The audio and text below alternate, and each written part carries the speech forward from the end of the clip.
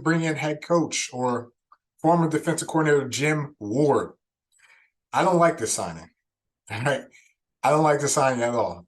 We doing everything they talk about. You know I'm everything a boss about. Not putting work and gotta toss them out. I'm really biting, they just barking out. I'm really riding, they just parking now. His street, what to talk about. See the big H when I'm walking out. What's going on, everyone? Thank you guys for tuning in. Welcome to this episode of Base Coverage. I'm your host, Jamal Clay. Thank you guys for coming back and supporting. If you haven't already done so, please subscribe to the channel, drop a comment, share with a friend, and we'll keep this ELF talking going, all right? Man, there's a lot to get into today, all right? And, obviously you guys just mentioned, or as I just mentioned, there's a couple of topics I want to dive into. We got some new coaches, some trends we're going to start seeing in the ELF. Free agency's kicked off, the first couple of signings, and then my reaction to the ELF network top 50 players. We're going to react to the first 10 players that were announced. But first thing I want to talk about, coaching. Feels like I've probably been talking about this topic a lot, but we do have some new coaches in the league. And I just want to give my quick thoughts. All right.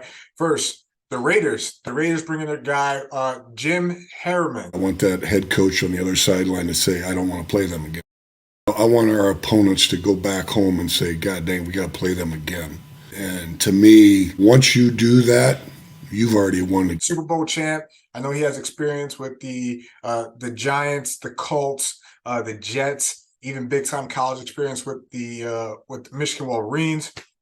So that's definitely good for that program. Another thing to keep note is that he was a defensive coordinator for the San Antonio Brahmas in the XFL 2 years ago or last year. Now, why is that a big thing? Well, Divine Buckerham was actually the safety on that team that he was a defensive coordinator on. So if there's an opportunity to bring a Divine back, I think that's something that they're going to entertain for the Raiders. But the Raiders get their guy and they go in a different direction. And now it brings up conversation is what happens with Kyle Callahan? What's next for him? Right? Does he stay? Does he move on? What opportunities? But if you're asking me, I think any team looking for a head coach should definitely take a look at Kyle Callahan. He's been an offensive coordinator for the Raiders for some time now, a team that's been highly productive on that side of the ball. Definitely deserves a look, definitely deserves an opportunity, just like, Coach Black and Coach Kendra Ellison. And maybe he's next, but we'll see. All right. The Milano Seamen bring in head coach or former defensive coordinator Jim Ward. I don't like this signing. All right. I don't like the signing at all. Why don't I like the signing? Well, first, let me get into Jim a little bit. Jim was a defensive coordinator for the New Yorker Lions in the GFL. He also was a defensive coordinator for the Anthroners and also won a Hungarian championship with them. All right. What does he specialize in? Obviously, defense. So, side of the ball that Milan struggled with last year, they're getting a guy who specializes in that division. He should have an instant impact right away.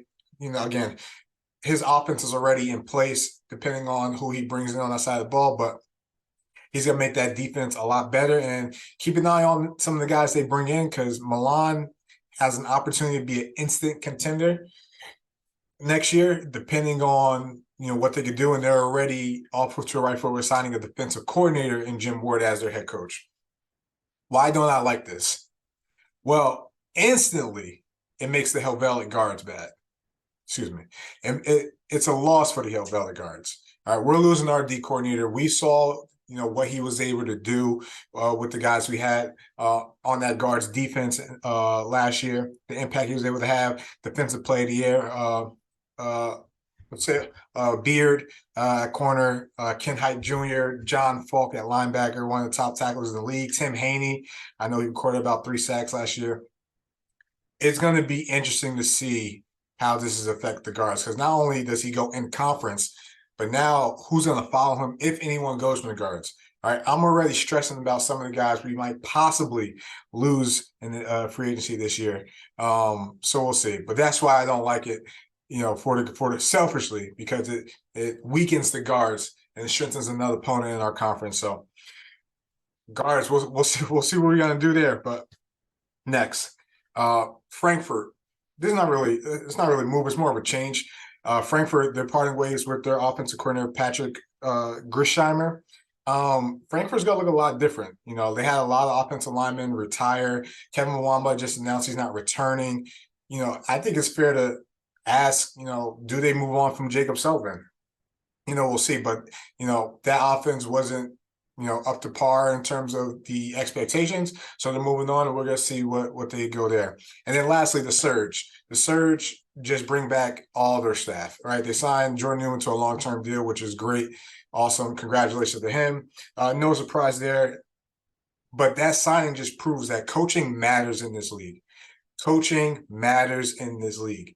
Not just this league. Coaching matters in football. So the Surge, they lock in their guy for a long-term deal, and I'll be excited to see the encore and what the Surge could do heading in the year two, and how they bounce back from runner-ups and how they can make a championship run. So we shall see there.